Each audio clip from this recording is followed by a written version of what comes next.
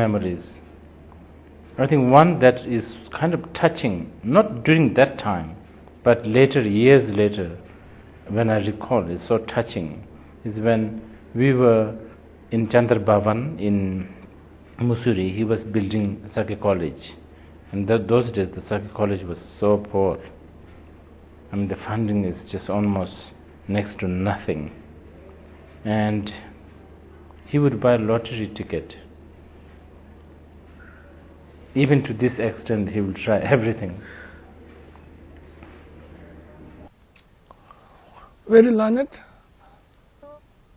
but at the same time, very humble and very modest.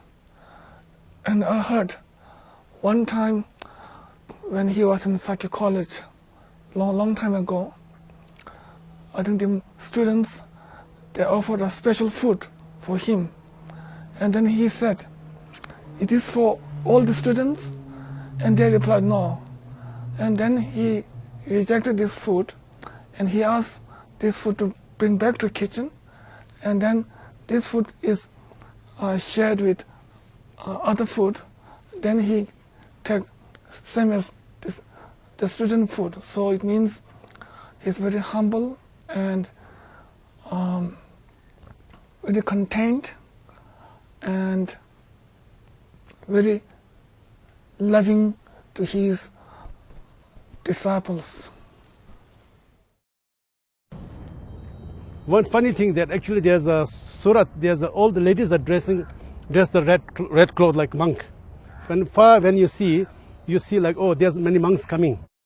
But when you see near, of course they are lady. But their people are very funny because they ask many questions. Ask, are you boy or girl or whatever, you know.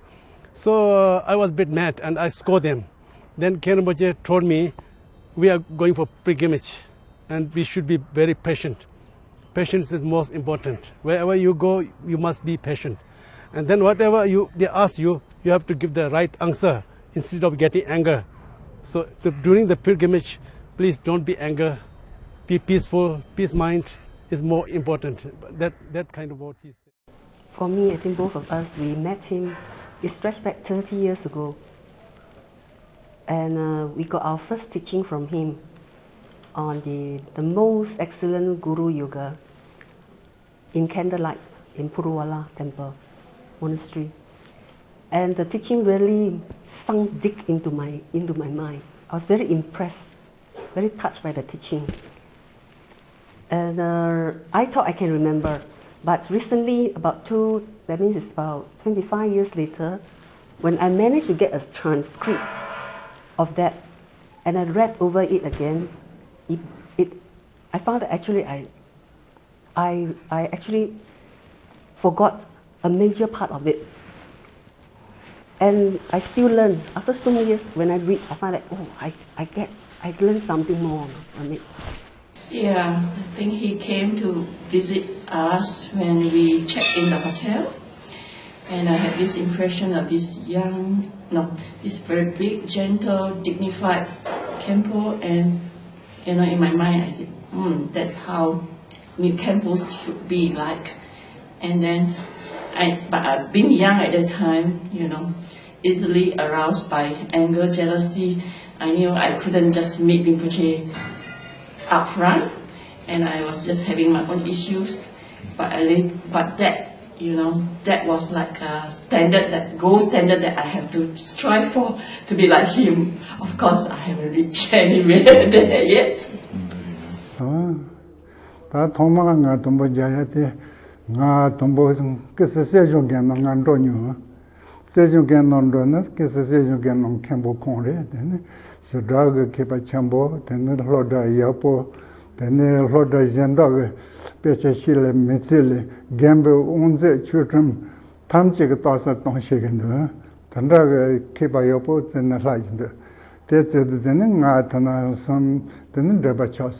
Of course, Rinpoche, the first time he gave me a book. And at that time I was more interested to know about the rituals and all the different deities, you know, very interesting. But he gave me a book, and the book was very much in a poetic form. I expected a book that was chapter 1, what is Buddhism, chapter 2, how to practice Buddhism. But it was a book by Shantideva, and I think that was a very interesting book, because when he gave me, I said, what kind of book is this? So poetic. But today, that book is one of my foundation books, and I encourage people to read that. I think when he gave that to me, it's meaningful. Yeah, so. No, definitely we are missing Guru, his physical body. We cannot see him, but with him, we form his sound, and for him, his for our five senses, we can every moment when we remember, we can meet the Guru, because all our years is belongs to the Guru. We never miss Guru. If we miss Guru, then we miss the Dharma. Then physical body, definitely this is the natural. Sakyamuni Buddha also is gone in the 84 years, and Appey Guru also is gone in the 84 years old. So for that point, I take my rest in my mind, because Guru has given always lots of teaching for us. That teachings values, if we remember, then we never miss Guru.